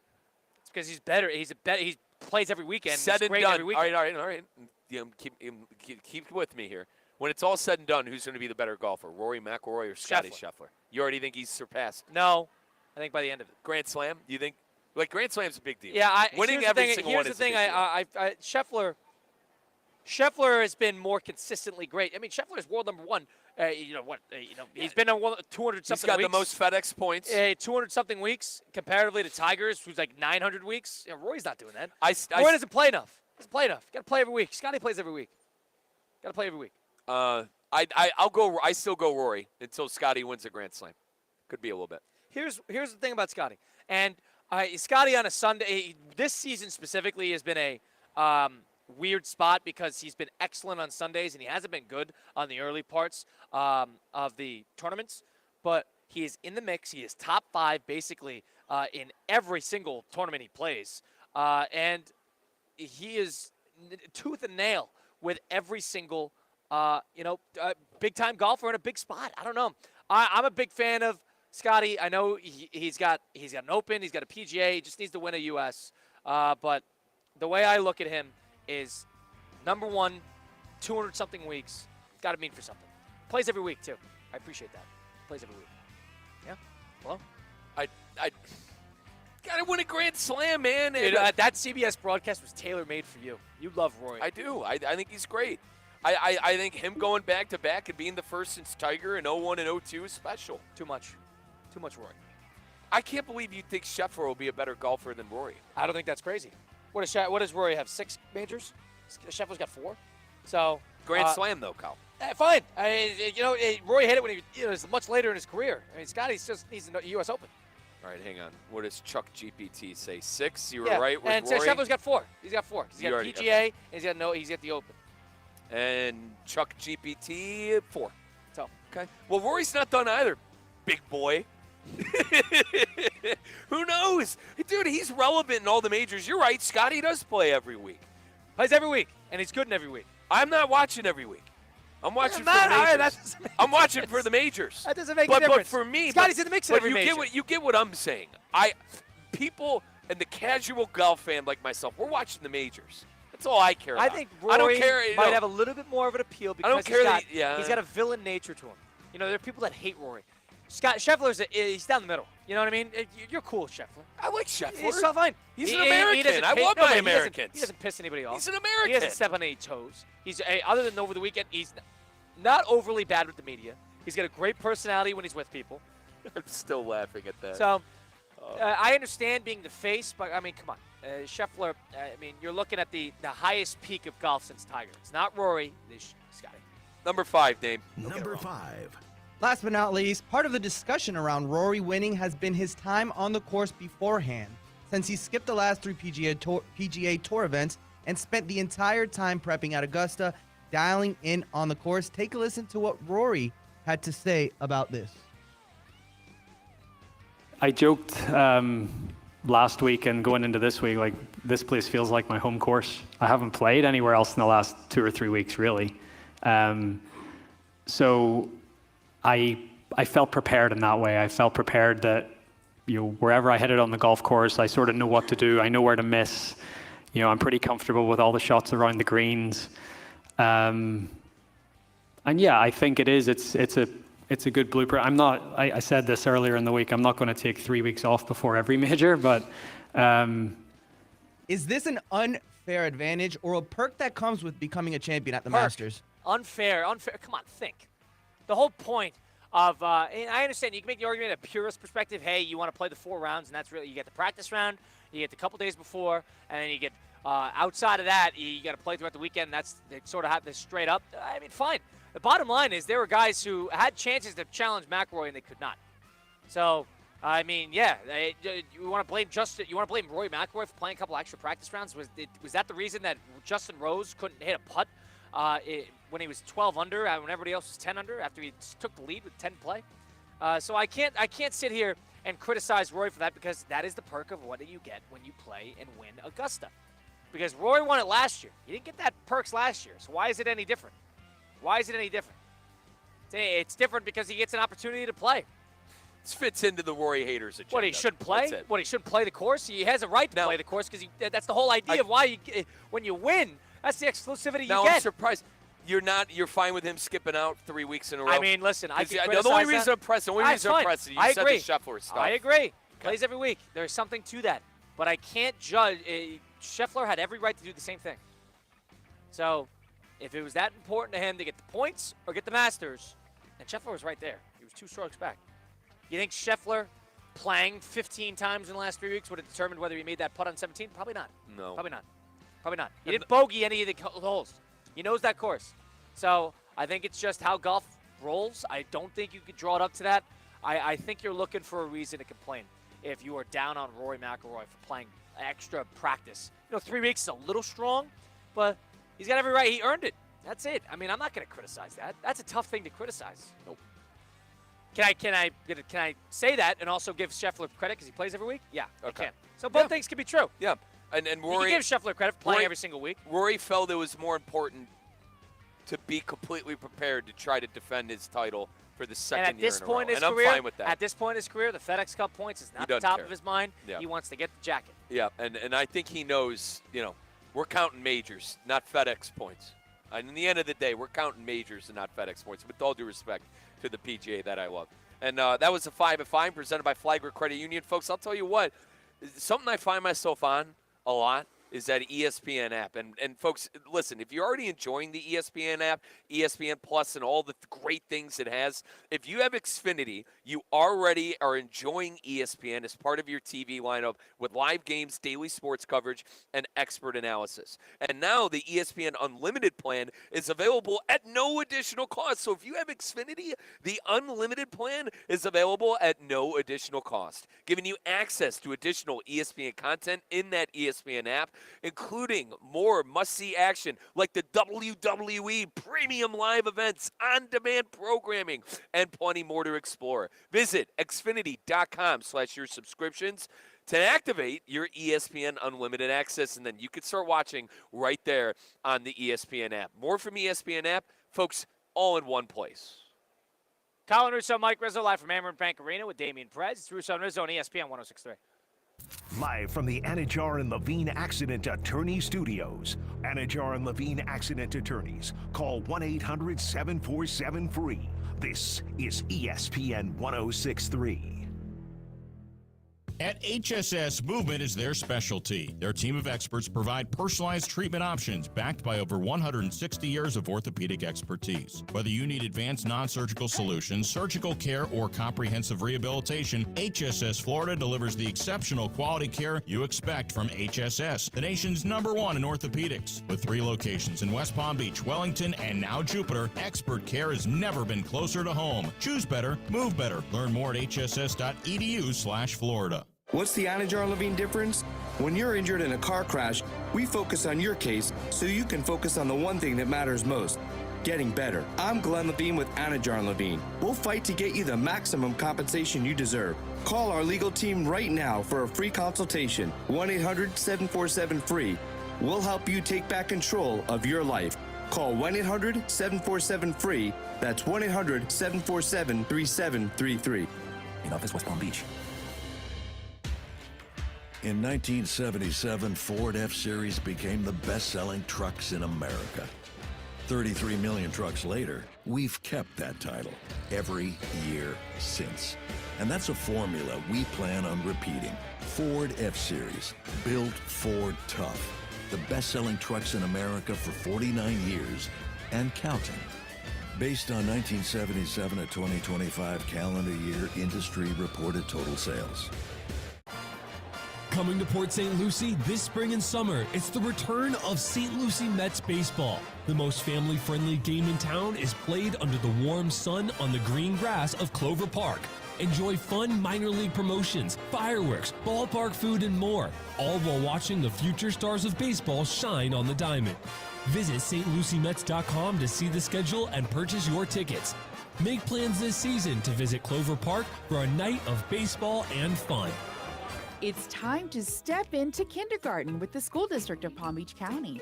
Parents, we're ready to educate, affirm, and inspire your child in a nurturing learning environment. Register now at palmbeachschools.org/kindergarten. Find out when to attend your school's kindergarten kickoff, or your family can meet teachers, tour the school, and receive a free kindergarten readiness kit. The School District of Palm Beach County is your best choice. Ready to take on any terrain? The all-new 2026 Defender 110 P300S is here. Built for those who crave adventure without compromising on luxury. Lease the powerful 2026 Defender 110 P300S for just $899 per month for 36 months. Whether you're tackling the toughest roads or cruising the city, the Defender is ready for it all. Don't wait. Visit Land Rover Palm Beach today and experience the Defender like never before. Terms and conditions apply. See dealer for details. Whether you need batteries, tires, or services, we know you depend on your vehicle. You can depend on St. Lucie Battery and Tire. With the largest inventories, expert technicians, and a best price out the door every day guaranteed, you'll drive away with confidence. Life doesn't stop, and neither should your car. St. Lucie Battery and Tire is here for you. Our experts keep your vehicle ready with batteries, tires, and service you can trust. Fast, friendly, and always reliable. Ugh, water spots on the shower door again. He sprayed, he scrubbed, he squeegeed. What? Is that a word? He's tried pretending not to see it. Didn't work. Now he wants answers. I'm calling Culligan. They'll test my water for free and recommend a solution to fix hard water throughout the whole house. Because some battles shouldn't be fought alone. Schedule your free water test today at Culligan.com, serving all of South Florida. Hey, Culligan man!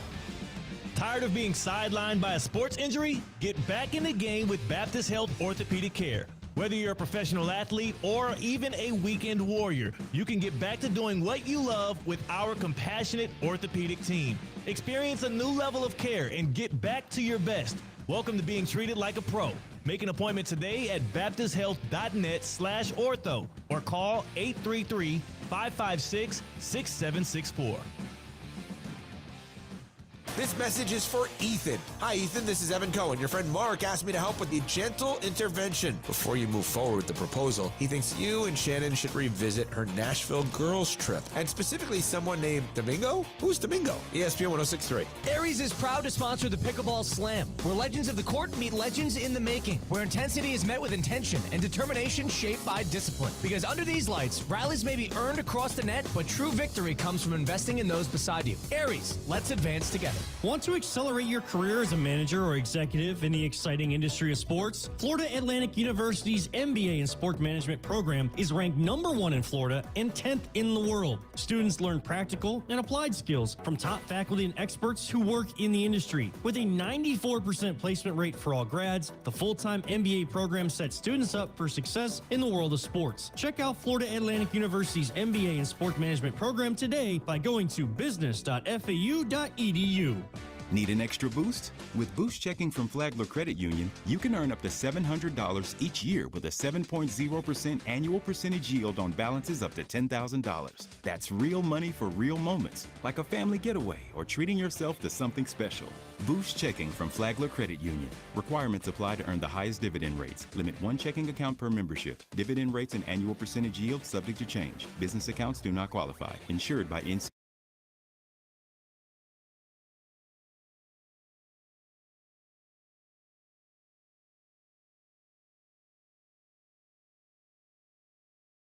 Let's get back to the Anajar and Levine Accident Attorney Studios. This is Russo and Rizzo on ESPN 1063.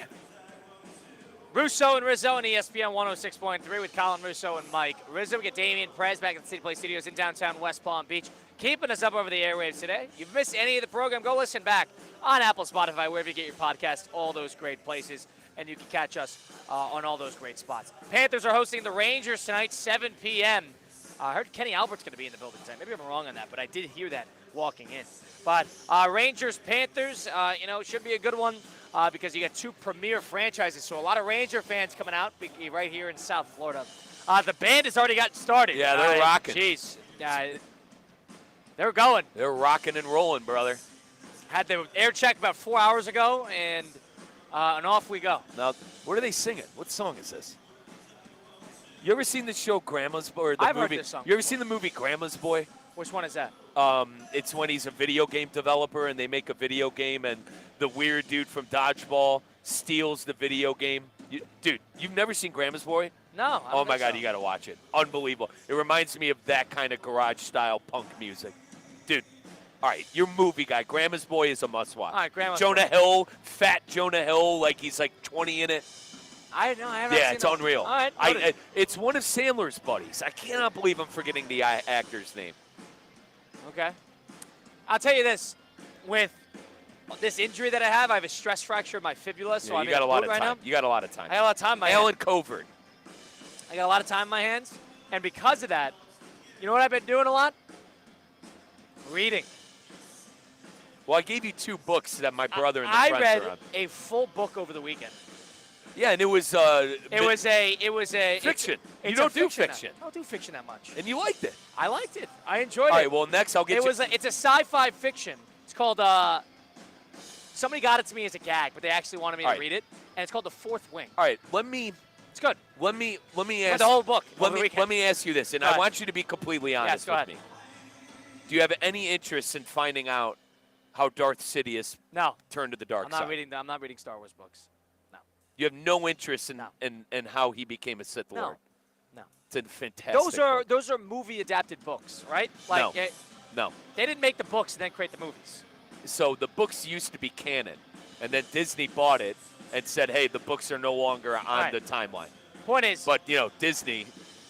I'd rather read something that's a little bit more like it's based on the book substance more so than the Well, what I'm movie. saying is, the books were canon until Disney bought it and Yeah, blew see, everything I up. don't need to do that. You know what I mean? I don't need to do that. That's not on my list. So you're okay with The Acolyte, one of the worst things ever? I didn't- I you know what? I act didn't like watch that it. doesn't Is that exist. the Star Wars show? I didn't watch I it. act like that show doesn't exist. Yeah. You'd like. All I'm saying is you'd like it. So You'd like it. I got a little. It's called The Fourth Wing. It's a book about. It's like a bunch of dragon riders. Think Harry Potter, but Hogwarts is highly violent, and the whole point of Hogwarts is to get connected and bonded with a dragon. Have you ever seen How to Train Your Dragon? The Yeah, movies? they're very different, but sort of. Okay, Yeah, it's okay. very different. You have to bond with the dragon. That's the whole. I guess that's Hell the yeah. whole shtick. Dragon. But they're at like a Hogwarts where people die like all the time. It's like a very violent place. Actually, pretty good. Yeah. I read it, and somebody got to me as a gag gift, thinking that I'm like, all right, I got a book. I might as well read it. Well, Kyle, people died in the Goblet of Fire. It's a good book. Poor Cedric Diggory didn't make it out of the woods. Right. Actually, it's a cemetery, but who's counting? Right. So I'm appreciating that, and I got a Yankee book I got to read. What's it on? What's it based on? The early 20s, the big conception, early parts Babe? of the build. Yeah. Okay. I got an early Yankee book, and I think it goes up until Mantle. And then outside of that, I still got the Pete Rose book I could read. So I got a lot. I got the Aaron Rodgers book, which I just finished, actually. What else do I have? How was that? Rodgers? It was good. It's the one that came out about 2 years ago. It was a lot about his JUCO career and his history with that. It was good. Good. I liked it. Good. It came off well in it. What else do I have? I have that. I don't have Dune. I kind of want to read Dune. And but your brother did tell me about Red Rising. Red so Rising. I heard that's bro. good. I Yep. heard that's good. But I got a couple non-fictions I got to knock out. Yeah, we'll go from there. Will of Many, the Hierarchy trilogy. I got a book about Joe Kennedy, too, Kennedy Sr. JFK's dad. The mob affiliation and all that stuff. 30s? More like 40s and 50s, but yes. Okay. And apparently it's great, and I do have that. I do want to read it. So I get into a book wave. I like it. I got to the point where I was watching a movie over the weekend in the morning because I got nothing to do in the morning. And I wanted to turn it off and wanted to read the book. Fair play to you. That was interesting. You know, it doesn't always happen. I like movies. Crippling ADHD, I do audiobooks. Absolutely love them. It's a waste of time. The whole point of the book is to, like, No, audiobooks learn the are words. Great. They're great. Learn the words. Dude, I cannot read a book. I'm dead honest there. When's I the last love time the you read a audiobooks. book? College. Wow. College. You haven't read a book in 10 years? I do audiobooks. If someone tells me about, dude, you know what I There's have. nothing like getting a Brother, book. on my You honestly, can't put it down. I have Amazon with my, me. You have a Kindle? What I'm saying is I have Amazon and I get free credits with my Prime membership every month for audiobooks. I have like 24 credits and I use them. I use them on my nerdy Star Wars stuff. I use them on my sports stuff. And I listen to books. I'm telling you, dude, listening is a wave. No, it's a new wave, dude. Nothing like can't put down a good book.